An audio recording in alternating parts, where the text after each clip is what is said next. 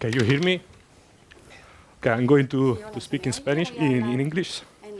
I'm Francesco Bonchi. I'm the director of the data mining team here at Eurecat. Before that, I was director of research at Yahoo Labs in Barcelona. Ricardo was my boss. Okay, so I'm very happy today of presenting this session with three very young speakers. The first one is Alberto Lopez, which is head of the big data science at BeaBlue. And he will talk about the BeaBlue technology and how to integrate the knowledge extracted from big data with the physical world. Then Dani Villatoro, which is founder of DataBears, and will talk about the typical pitfall of data science. And finally, Robert Roxin from SocialPoint, which will talk about churn detection in the social gaming business. Okay, so I invite Alberto to start. Alberto studied at UPC Math and Stats, and he has been working in research, even never getting a PhD. He decided it was more fun to go to the real world to do business, and he joined at BeaBlue as the first data scientist. Okay, well, thank you, Francesco. Please, how it works? Okay. Can I move it? Okay. Okay, so, well, cambiaré a castellano, que el congreso es en castellano y ya había cambiado el chip.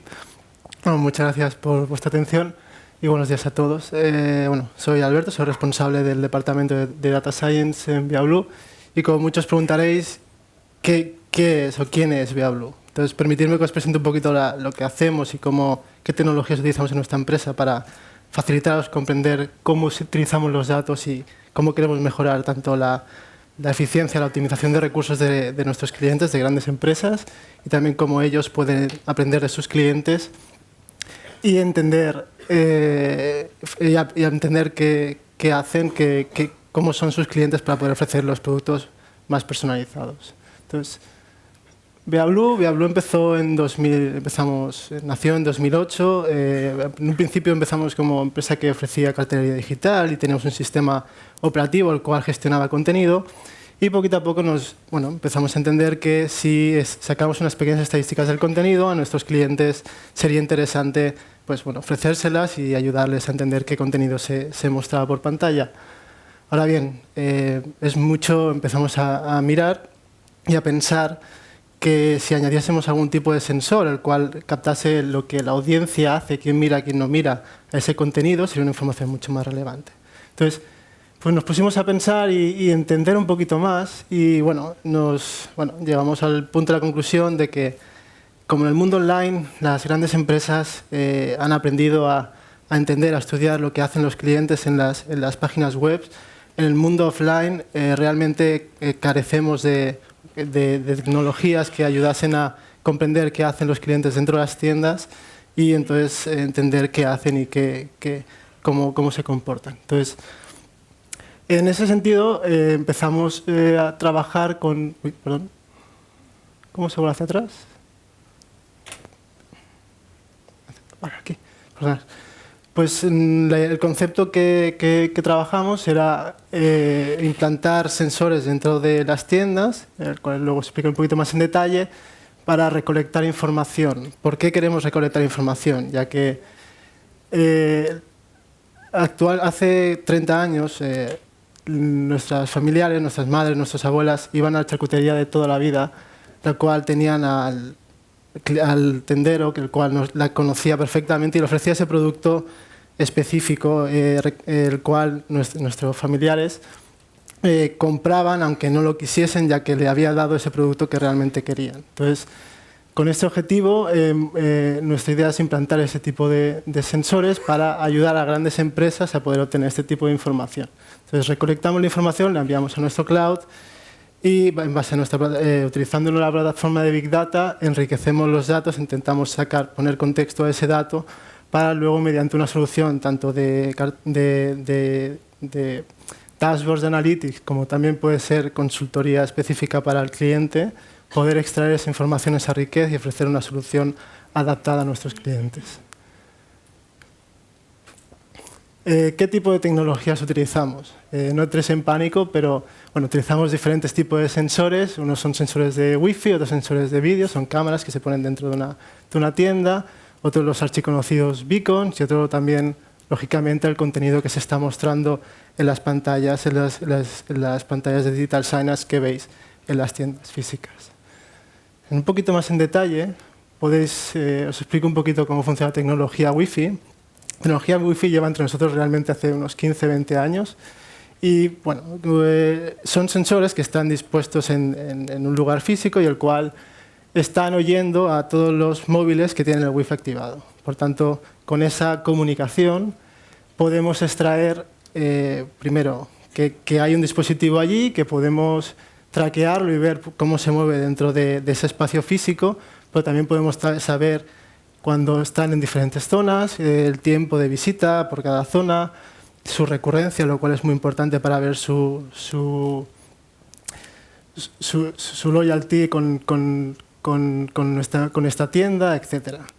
Por otro lado, utilizamos sensores de cámaras, las cuales pueden estar asociadas a una pantalla digital, el cual está un contenido que se está mostrando, puede ser un contenido físico, el cual podemos extraer tanto el género como el rango de edad. Eso es muy importante para entender si este contenido tiene éxito o no tiene éxito, quién lo mira, quién no lo mira, cuánta gente potencial podría estar pasando. Por lo tanto, es información muy relevante, como por ejemplo el poner unas cámaras en los escaparates y poder ayudar a entender qué escaparate es más visto, qué producto mostrado en el escaparate es más interesante. Por otro lado, los archiconocidos beacons, me imagino que todo el mundo habrá oído hablar de ellos. Los que no habéis oído hablar son unos pequeños dispositivos Bluetooth que, requiriendo de una app que tiene que estar previamente instalada en el móvil, puede haber una interactividad entre el sensor que está ubicado y el móvil que pasa por cerca. Esto es muy interesante, ya que al tener una aplicación la cual suelen proporcionar información personal del cliente, podemos, por un lado, mostrar contenido recomendado a ese cliente a una pantalla que está cerca de ese beacon, como un puntito más, que es mostrar un contenido asociado, recomendado directamente en el dispositivo del cliente. Eso es muy importante, ya que podemos mostrar un producto muy, muy recomendado físicamente en tiempo real al cliente una vez que ha estado cerca de ese producto, de esa tienda. Además, lógicamente, toda la interacción del mundo online, que es interactuar con el contenido que está mediante la app, toda esa información, lógicamente, es muy valiosa y, por tanto, también podemos extraer información sobre ello. Además de estas 4 tecnologías, las cuales os he presentado un poco por encima, hay otro tipo de dato que realmente ya existía y siempre existirá, que son datos muy, muy, muy relevantes y realmente no desaparecen, sino que complementan y enriquecen enormemente a los datos que hemos obtenido con los sensores ubicados en las tiendas, como por ejemplo los datos de venta, pero también otro tipo de datos que son eventos que pueden ser una modificación del layout de la tienda, al cual ya habéis visto en muchas tiendas que al cabo de un periodo determinado cambian los productos de sitio y bueno, se pueden medir ese tipo de impacto bien base al comportamiento de los clientes. Por otro lado, estudiar el impacto de las campañas de marketing, las cuales, lógicamente, pueden ver el impacto físico que representa, ya no solo en ventas, que ya lo tenían, sino en el comportamiento de los clientes. Y bueno, otro tipo de eventos, como puede ser que se hayan cambiado los escaparates y por tanto les interesa comparar lo que pasaba antes con lo que está sucediendo ahora. Y otro tipo de información que también puede ser relevante, como la música que alguna vez habéis oído cuando estáis en una tienda de moda, o también, por ejemplo, el tiempo climático, el cual, pues, por ejemplo, un ejemplo sencillo es que en verano aquí en Barcelona, que Víctor es recién venido, hace mucho, mucho calor y bueno, pues la gente suele ir a los centros comerciales porque hay aire acondicionado y se está fresquito. Entonces, como ejemplo ilustrativo de, bueno, una vez viendo toda esta información y viendo un poquito, ver que lógicamente se puede extraer información de los clientes y por tanto poder ya entender un poco cómo se comportan, también quiero enseñaros un ejemplo un poquito distinto, un ejemplo enfocado más a optimizar los recursos de una gran empresa. El ejemplo específico son las empresas automovilísticas. Este conjunto de empresas son el conjunto de empresas uno de los conjuntos de empresas que más invierte en marketing, en campañas de marketing durante todo el año. Como vemos anuncios de coches cada día por televisión, en carteles, etc.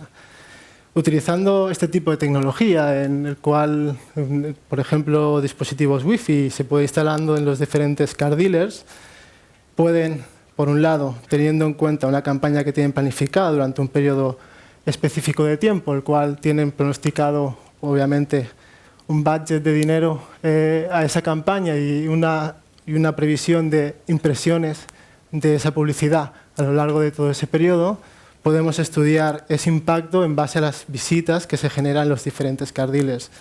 Lógicamente ya no el volumen en sí, sino estudiar su recurrencia, ya que cuando te vas a comprar un vehículo, habitualmente no vas y te lo compras, ya que es un dinerito, sino que sueles visitar varias veces el car dealer o incluso varios car dealers para entender realmente cuál es el más barato, el que más se adhiene y el que te puedes permitir. Y obviamente estudiando esta recurrencia y por otro lado entendiendo cuándo es el efecto mayor de ventas, podemos llegar a entender el efecto de cuándo se empieza la campaña, hasta qué momento y el pico de ventas, pero también cruzarlo con cuándo se produce cuándo viene ese cliente el cual compra el vehículo. Pues teniendo este tipo de datos, el cual lo he mostrado de forma fácil, pero a nivel de proceso, de intentar entenderlo para darle más valor, ya cojo otra dimensión, el cual, por un lado, tenemos tiempo hasta evento, el cual es tiempo hasta que se produce ese pico especial de ventas, el cual, lógicamente, la empresa quiere. Por otro lado, tenemos multitud de series temporales, pero, lógicamente, también tenemos otro tipo de dato, que es la relación o los conjuntos espaciales de los diferentes car dealers, el cuales hay diferentes comportamientos a lo largo de toda la red de car dealers. Podemos modelizar todo este tipo de datos y podemos ofrecer muchísimo más valor. Como por ejemplo, una vez recolectado datos de diferentes campañas y teniendo una vez ya el modelo generado, podemos previamente a la campaña, una vez que el equipo de marketing tiene un budget planificado, un periodo planificado también de campaña y también el número de impresiones, podemos llegar a entender, por un lado, predecir si esa campaña ya puede tener efecto o no tiene efecto esperado al que ellos esperan, pero lógicamente una vez esa campaña ha comenzado, podemos recolectar datos para enriquecer aún más o afinar el modelo y de esta forma podemos afinar las predicciones y ayudarles a entender que a lo mejor merece la pena aumentar el budget para que el impacto aumente, o al revés, podemos decir, oye, que esta campaña no tiene nada de éxito, mejor la cortamos y ahorramos dinero para que no, optimizamos los recursos reduciendo el tiempo de exposición de esa campaña a la cual no está teniendo el éxito esperado. Una vez después de este pequeñito ejemplo, que hemos usado únicamente sensores Wi-Fi, ¿perdona? Un minuto, perdón. Disculpa. Lógicamente, lo que todos pensamos, ¿no? Si usamos diferentes tecnologías, que pueden ser estas como tecnologías nuevas que van surgiendo cada día, que pueden ser sensores Wi-Fi, cámaras, beacons, y obviamente distribuyéndolos en toda la red de tiendas, ¿qué obtienes? Obtienes, lógicamente, una información muy, muy valiosa y muy enriquecida, la cual puede darte una visión mucho más global de lo que está sucediendo en tiempo real en las tiendas y sobre todo también llegar a entender los diferentes subgrupos, subconjuntos, los clústeres de individuos que pueden ser ya no en una misma tienda, sino entre tiendas de una misma ciudad, pero también a nivel global. Es decir, puedes llegar a entender cómo una tienda de Shanghái pertenece al mismo clúster de individuos que una tienda de New York, ya que el tipo de individuo es muy consumista y por tanto tu impacto de campaña de marketing tendrá un efecto similar a pesar de que sean dos partes del mundo completamente distintas. Para sumarizar y finalizar mi presentación, por un lado, con este tipo de tecnologías podemos ayudar a fidelizar a los clientes dándoles un producto, entendiendo su comportamiento. Además, entender el impacto de las diferentes campañas de marketing, poder entender y comparar qué sucede en las diferentes redes de tiendas y poder entender a qué conjunto pertenece cada una de ellas, entender lógicamente qué es lo que hace que tus ventas crezcan y bueno, lo que comentaba anteriormente al inicio y para finalizar mi presentación es proporcionar a estas grandes empresas un conjunto de herramientas las cuales puedan ayudarles a ofrecer este producto personalizado al cliente que entra por la tienda y por tanto darle esa personalización que se ha perdido al ser empresas tan grandes y por tanto ayudarles a que ese cliente sea fiel y pueda comprar sus productos. Y bueno, doy por finalizada mi presentación. Muchísimas gracias por vuestra atención.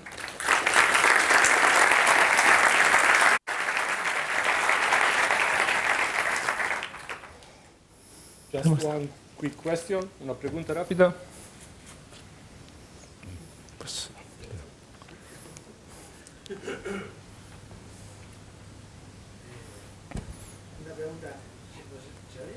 yo perfectamente. Uy.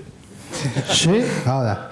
Una pregunta muy rápida. Antes Marc ha dicho que en la sesión anterior todo era valor y ventas. La presentación que se hace de ventas. Yo la tecnología la veo en principio atractiva. En segundo punto me da un poco de miedo.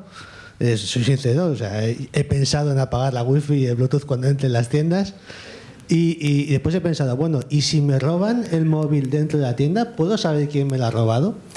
En ese sentido no, porque obviamente hay una ley, o sea que yo cuando entré a trabajar en Viablut, obviamente también te da ese pánico, ¿no? De decir, hostia, ahora me están siguiendo, pero bueno, en Internet ya estamos acostumbrados a que nos traqueen y nos dan igual, pero no hay invasión. Yo sé que hay una MAC address que ha aparecido, pero no hay intercambio de información. Yo jamás no podemos entrar a tu dispositivo, ya que veo un dispositivo que intenta conectarse. Sí, pero si por ejemplo entra un carterista, ¿vale? Con una MAC address y tienes 25 tiendas, te entra en una tienda, cuando te entra en la segunda tienda, hombre, hay un aviso de posible carterista. Hombre, lógicamente, dentro de la tienda. Si nos das el aviso te podemos buscar, lógicamente, sí. Bueno, gracias. Gracias a ti. Let's thank the speaker again.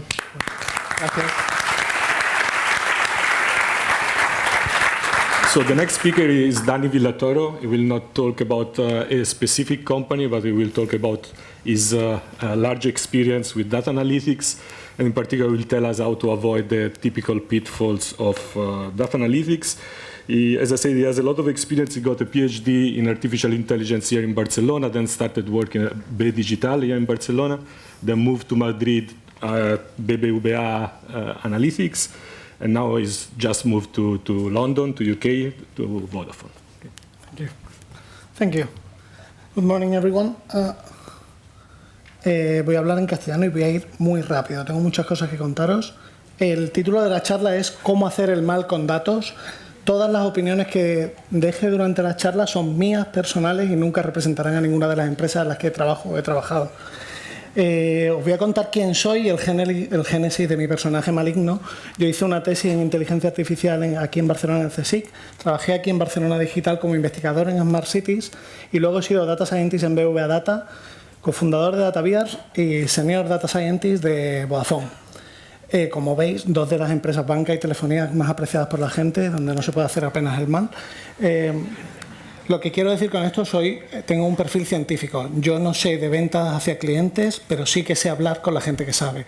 Y esto es lo que pone valor a un Data Scientist, poder interactuar con la gente que sabe de negocio. Voy a contaros que esta charla está inspirada en otra charla que ya existe, que es cómo hacer el mal con datos 1 y 2. Lo han hecho varias veces por el grupo DataKind, que básicamente es un grupo de interés en hacer el bien con datos y financiada por Teradata. Parto de una hipótesis. Para un Data Scientist, hacer el bien intencionadamente es muy difícil y hacer el mal intencionadamente también es difícil. Pero hacer el mal accidentalmente es sencillísimo. Entonces, como buen científico, voy a hacer una hipótesis y una hipótesis nula. La hipótesis es que cada Data Scientist tiene la capacidad de hacer el bien si piensa sobre su trabajo y sus consecuencias. Y la hipótesis nula, que sería básicamente para poder contrarrestar esta hipótesis, es que cada Data Scientist tiene la capacidad de hacer el mal si no piensa sobre su trabajo y sus consecuencias. Hoy, me he pasado Hoy vamos a repasar los mayores errores con los que un Data Scientist podemos cometer y las fechorías que podemos llegar a hacer. Y todos van con ejemplos. Entonces, empezamos. La primera, escoger a vuestros mejores compinches. ¿Qué quiere decir? Tenéis que tener a los mejores Data Scientists y para eso usar la peor definición de todas, que es la más expandida. Dicen que un buen Data Scientist es una persona que hace mejor estadística que cualquier desarrollador y desarrolla mejor que cualquier estadista. Perfecto, tenéis una persona que hace mal 2 trabajos. Así que empezamos bien. Luego, usar muchas Vs. Cada vez que hagáis una presentación, usar todas las Vs del Big Data, porque eso mola muchísimo. A toda la gente de negocio le encantan las Vs y sobre todo la de la visualización. Aquí podéis ver un reporte de gastos de Big Data que pronto saldrá en 3D. Entonces, esto suele gustar mucho también. Y olvidaros las preguntas. Nunca, cuando seáis un Data Scientist, hacer Data Science porque mola, ya está, y ponerle muchas Vs a todo, pero olvidaros de la pregunta de negocio. No le hagáis caso a la gente de negocio si tiene alguna pregunta. Perdón por el mareo, pero esto se están moviendo solas, las manejo yo, las manejáis vosotros. Además de no haceros las preguntas, no hagáis caso a las potenciales consecuencias ni a lo que dibujáis. Por ejemplo, esto es una representación gráfica de cuánta gente moriría y el impacto que tendría una bomba en cada una de las grandes ciudades del mundo. Perfecto para perder el tiempo y para hacer visualizaciones muy bonitas, pero el impacto que puede tener en la área de negocio es nulo. Luego, además, si tenéis preguntas, no las respondáis con datos. Esto es lo mejor que podéis hacer como malos data scientists para hacer el mal. Y para eso seguir el lema de la cumbre capitalista del mundo, que es In God We Trust, y lo tienen puesto en todos sus billetes. Entonces, si tenéis preguntas, no las respondáis con datos. Dejaros llevar por vuestras intuiciones y por vuestra experiencia, que seguro que os da mejor resultado que hacerle caso a los datos. Ahora, poniéndome un poco en serio, ¿qué suele pasar? ¿Cómo se suele tomar una decisión en una gran empresa? Perdón por el tamaño de la letra, se ha reducido. Normalmente, una decisión basada en datos se basa en que la máquina recoge datos, la máquina almacena datos, el humano analiza el dato, el humano predice o hace alguna inferencia y un humano decide. Normalmente, el humano en la primera fase y en la segunda es distinto. Es decir, el humano que analiza es el data scientist y el que decide es el área de negocio. Y suele haber un error en esta fase, que es un error de comunicación. Los errores de comunicación normalmente se basan en hacer análisis muy detallados, que los data scientists nos encanta hacer, con muchas desviaciones típicas, mucha analítica avanzada y mucha estadística que la gente no suele entender. Hacer muchos dashboards de métricas que sean contradictorios y confusos, es decir, poner 2 números que la gente no entienda qué significan y solo el desarrollador que ha hecho ese dashboard. Muchos informes mensuales que la gente después de 2 meses, si son demasiado largos, ya no lee. O interactuar con el equipo de analítica interno de una empresa, en caso de que lo subcontratéis, que no suelen tener poder de accionabilidad, porque de nuevo el poder de accionabilidad la tiene el área de negocio. En caso de que lo queráis hacer bien, todo el mundo cree, bueno, los americanos creen en Dios y lo ponen en sus billetes, todos los demás deberían de traer datos. Y esta frase es famosa por Edward Deming, economista. Luego, intentar confundir a la gente con correlación y causalidad. Esto es lo más importante para hacer el mal con Data Science. Podréis encontrar miles de correlaciones espurias en todos vuestros datos, tal y como nos enseñó antes Ricardo. Procurad que vuestra área de negocio confunda la correlación y la causalidad. Aquí tenemos un ejemplo, no sabemos cuál es la causa y cuál es el efecto. Os lo dejo a vuestra decisión. Luego, intentar provocar la epilepsia a través de las visualizaciones. Poner muchos colores, todo que se sobresalte y que no haya capacidad de comprensión. Lo podéis hacer sobre un mapa, lo podéis hacer sobre una gráfica que no tiene ningún tipo de eje ni capacidad de comprensión, o lo podéis hacer sobre otro mapa, que los amigos de CartoDB aquí estarán seguros muy contentos de ver esto, donde se hace una gráfica de líneas sobre un mapa que da a entender que es el mapa, pero en realidad no, es una gráfica de líneas normal.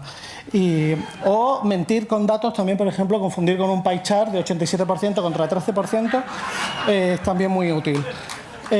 Luego, si tenéis datos, mentir con ellos. O sea, podéis inventaros los datos y mentir. Como por ejemplo, confundiendo a la gente con las escalas, donde aquí estos están publicados en medios españoles, que no diré el nombre.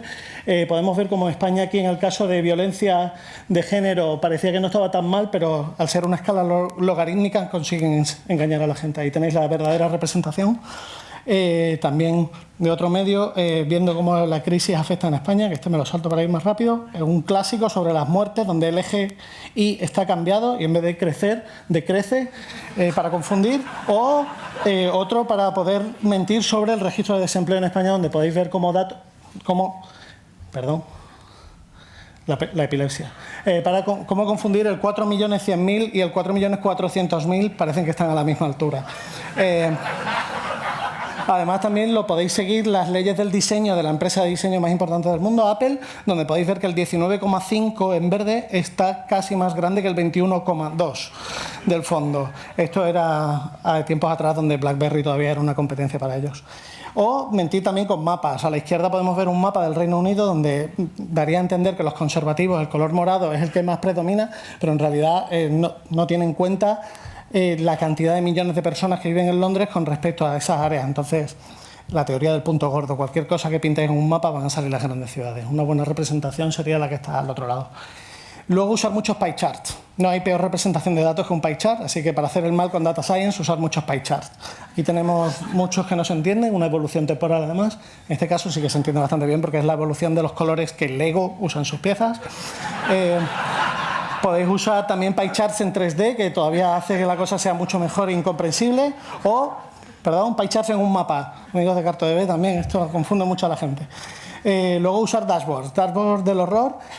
Uso el primer Dilbert de la mañana, creo, donde podéis usar además datos que sean verdad o mentira, porque da igual, porque va a estar en un dashboard y los dashboards siempre dicen la verdad. En este caso tenemos un ejemplo muy bueno de la policía de San Francisco, donde además tiene un pie chart en 3D para hacerlo aún mejor. En este caso se representan los crímenes de la ciudad de San Francisco y de nuevo volvemos a la teoría del punto gordo. Hay crímenes donde hay gente, en las zonas donde vive menos gente, pues no hay crímenes. Un dashboard muy inútil. Luego, no fijéis en el impacto. Cuando seáis data scientists y hagáis cualquier analítica de datos, no penséis en las personas que hay detrás y el resultado del análisis. Facebook hizo el Year in Review, que seguramente muchos de vosotros lo visteis, y en algunos casos el resultado era catastrófico, como por ejemplo enseñándole imágenes a la gente de su casa en llamas o de las cenizas de sus padres muertos o recordándoles recuerdos sobre que contenían palabras clave como muerte o días tristes o el perro muerto de esta chica. Todo esto son ejemplos reales. Luego, olvidar las consecuencias, como decía antes. Podéis hacer análisis y visualizaciones preciosas, como en este caso. A mí que me encantan los grafos, pero en este caso es la representación más terrible de la bomba de Hiroshima y de qué países venían cada una de las partes que estaba formada la bomba. Entonces, como data scientist, olvidaros de las consecuencias de vuestro análisis, olvidaros de toda la gente que hay detrás. Luego, además, intentar los algoritmos refuerzan los bias. Como nos contaba antes Ricardo, daba algunos ejemplos. Este es un ejemplo de una aplicación muy conocida sobre citas donde se refuerzan los bias. Es decir, la gente blanca, en este caso, tenía una preferencia muy negativa contra las mujeres, los hombres blancos contra las mujeres negras.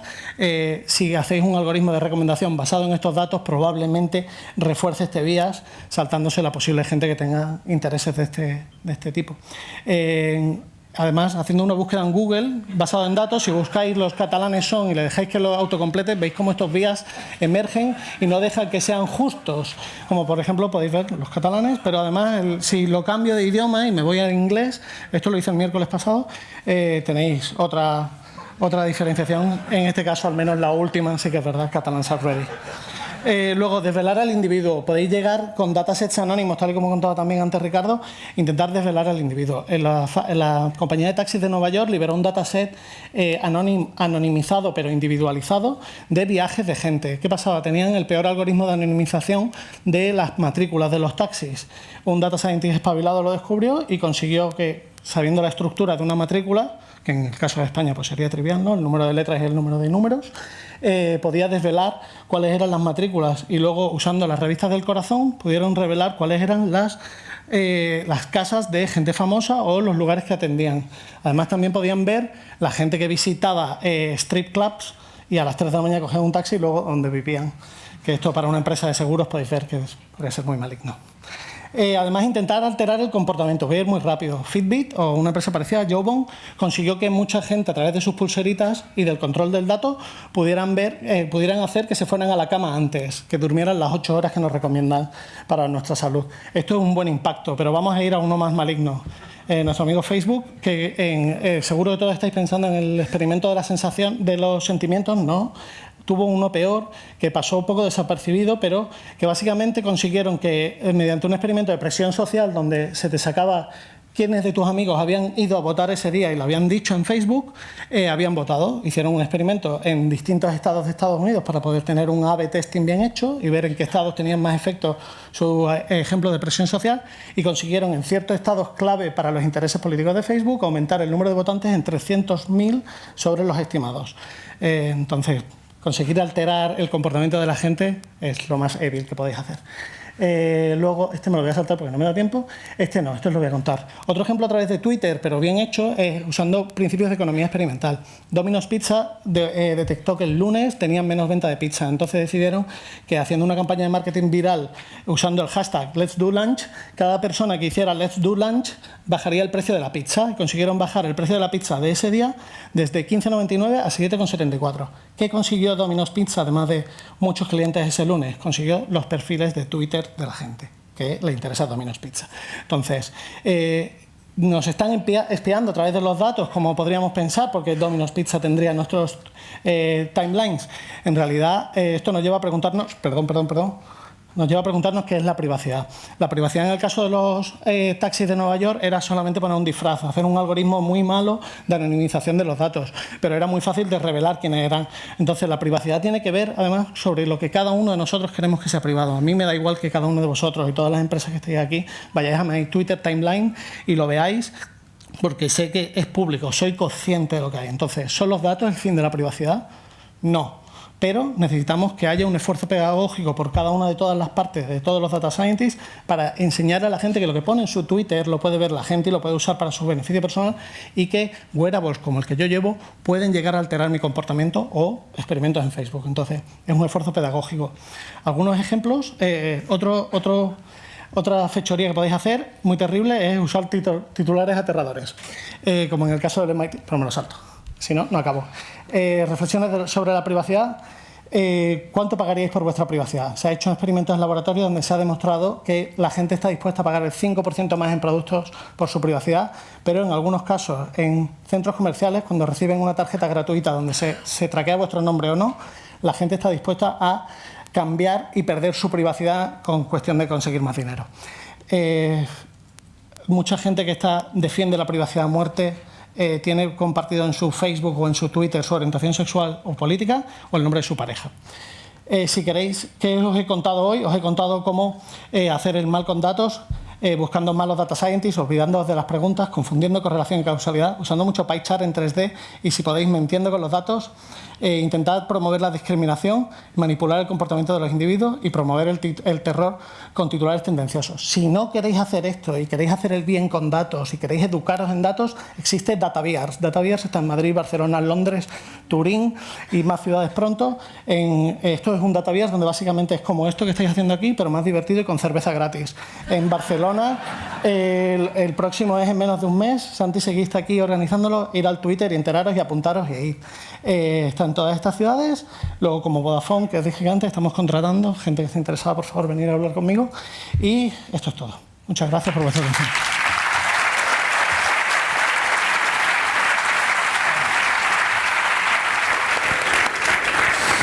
We move to the last speaker of this session, is Robert Roxin, which is originally from South Africa, where he studied statistical sciences and economics. Then he entered in the gaming business, first in Berlin, and he just moved since 1 month in Barcelona at Social Point. Thank you. Thanks. Buen día, buenos días, good morning. Mi español no es muy bien, pero entonces voy a hablar en inglés. Thanks, Danny, for telling us about the pitfalls of a data scientist. I didn't understand everything you said, so I can't really defend myself. My name is Robert Roxin. I'm a data scientist at Social Point, and I'm here to give you a little bit of personal insight from my experience on how you can anticipate churn and maybe even reduce it. Just a little bit of background on Social Point. They're a mobile game developer, and you might have heard of two of their very successful titles, Dragon City being one of them, and Monster Legends. I just checked yesterday on App Annie, Dragon City was ranked at number 4 most popular games in the US, so that's pretty awesome what companies from Barcelona are achieving at the moment. So to get started, I want to let you in on a little secret. User churn isn't going away, so it's here to stay. I'll get to what user churn is in a second, but this is basically the problem that I'll be addressing today. So let's look at some of the questions that you may have. So as a business owner, you may ask yourself, what is churn? When is churn a problem for me, and what are some of the things that I can do to reduce it? As a provider of big data services, you might be thinking, and what are the tools out there that businesses are using to reduce churn and make decisions about their products? And as a big data professional, you might be interested in what kind of strategies are out there to predict churn, and I'll be touching on some of those questions a little bit. So let's dive right in. So at the start, I want to take a second to define the term. What is churn? Right. So churn means that a churned user is someone that stops engaging with either the company or with the product after a certain amount of time, or for a certain amount of time. So for example, a user being inactive for 14 days in the game, you can consider that as churn, or you can define it as 7 days inactive. It really depends on what is the question that you're trying to answer. What I also want to look at is the retention metric, very closely related to churn. It's actually can be thought of as the opposite of churn. And retention is just how many users return a given number of days after they signed up with your product. So I want to show you a little retention graph. On the x-axis, you have time, and on the y-axis, you have the percentage of users who use your product or who returned to use your product 1, 2, 3 days after registration. So the top line, the blue line, is the percentage of users who returned the day after they registered. What do we see? We see that 60% of the users did not return the day after they registered. That's huge. And another 15% did not return the second day. So effectively, you're losing 75% of your users, or 75% are not engaged within the first 2 days. So what do we learn from this? We learn that churn is highest in the first couple of days after the user experience starts. So this is where I would suggest putting the analytical focus. So putting it at the beginning, because this is where we can have the biggest impact. So what are some of the things that we can do to reduce churn? So there's setting and meeting the user expectation, nailing the first impression, the product, and customer relationship management. I'll be talking a little bit about them. Let's start with setting and meeting the user expectation. Nothing is worse than luring a user into your product, promising them something, and then surprising them by not delivering on that promise. That user will leave pretty fast. Nailing the first impression is also very important. A study by a Canadian university found that a user has, you need to give the user 50 milliseconds to make a first impression about your website, because that's all it takes.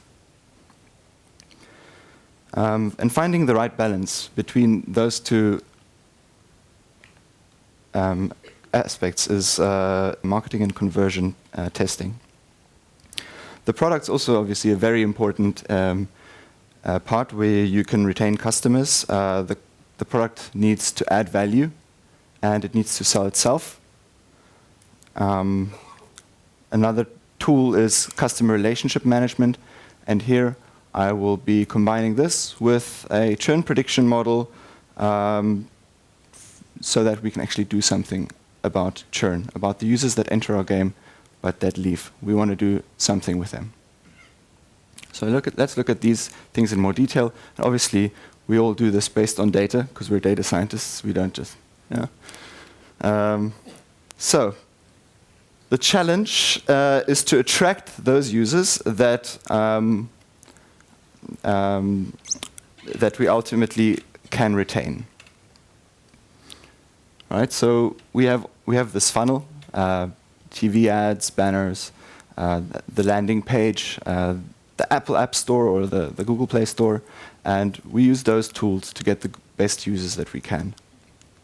So some of the things that we've done, I don't know if you know Nanigans, but Nanigans is an ad automation software.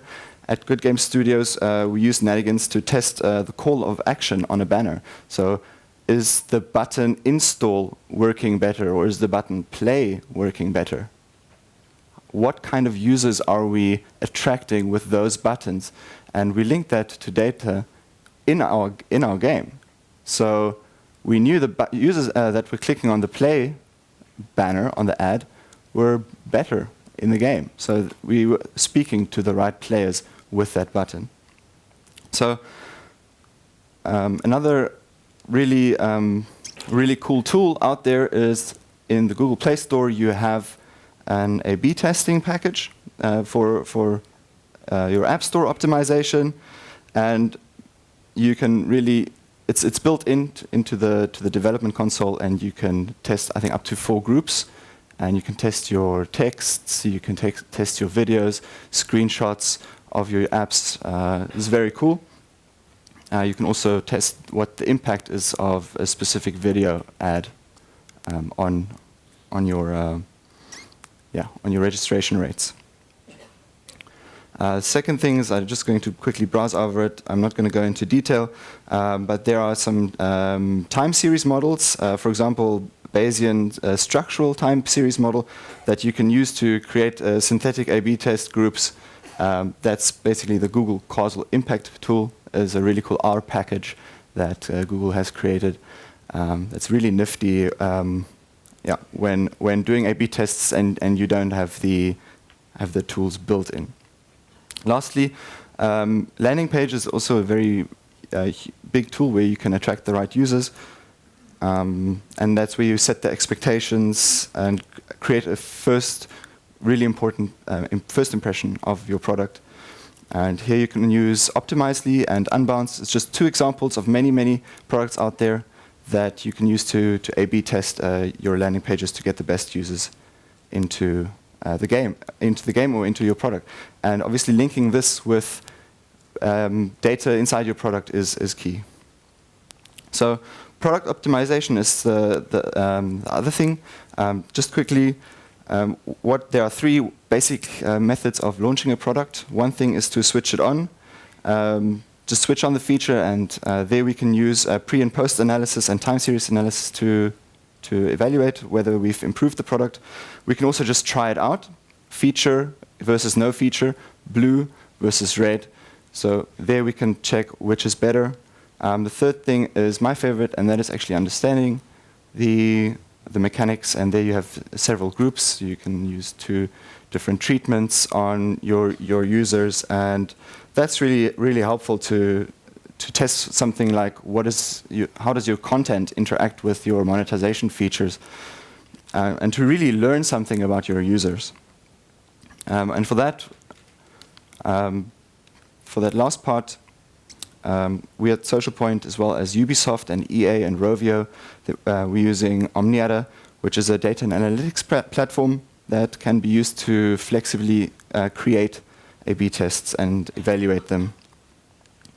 So I mentioned how we attract customers and retain them by testing marketing acquisition channels.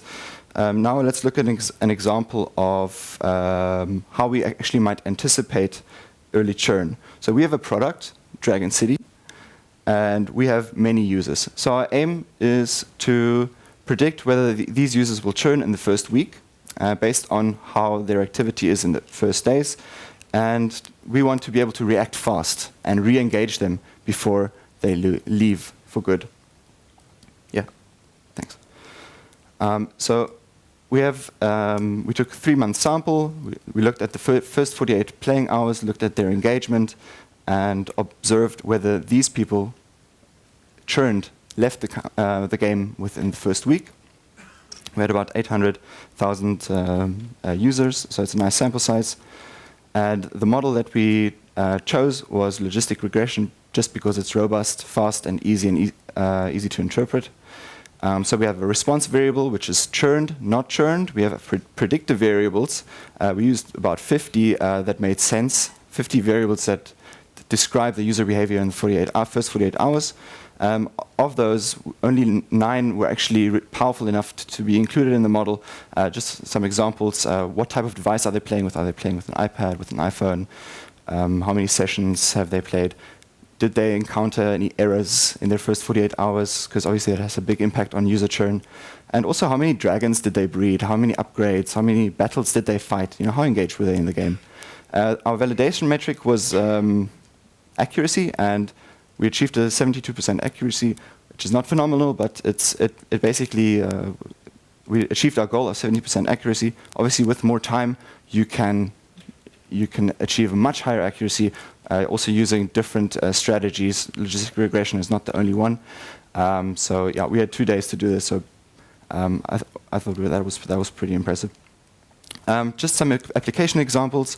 So how can we apply this? We can use this for push notifications. So if we predict someone is going to churn, we send them a message with a cute penguin dragon. I mean, they can't refuse to enter the game after that. If they don't, however, if they don't like the penguin dragon, then we can probably say, they don't like the dragon game. So let's shift them into one of our other products, and that's where we can use cross-promotion. Maybe they're not casual gamers, but more mid-core, so we can push them into, for example, Monster Legends. So those are just 2 applications of it. I just want to leave you with a question at the end to think about. Your products, what you're working on. What would you do if you could predict today if a user was going to leave in the next week? Thanks. Have a great day.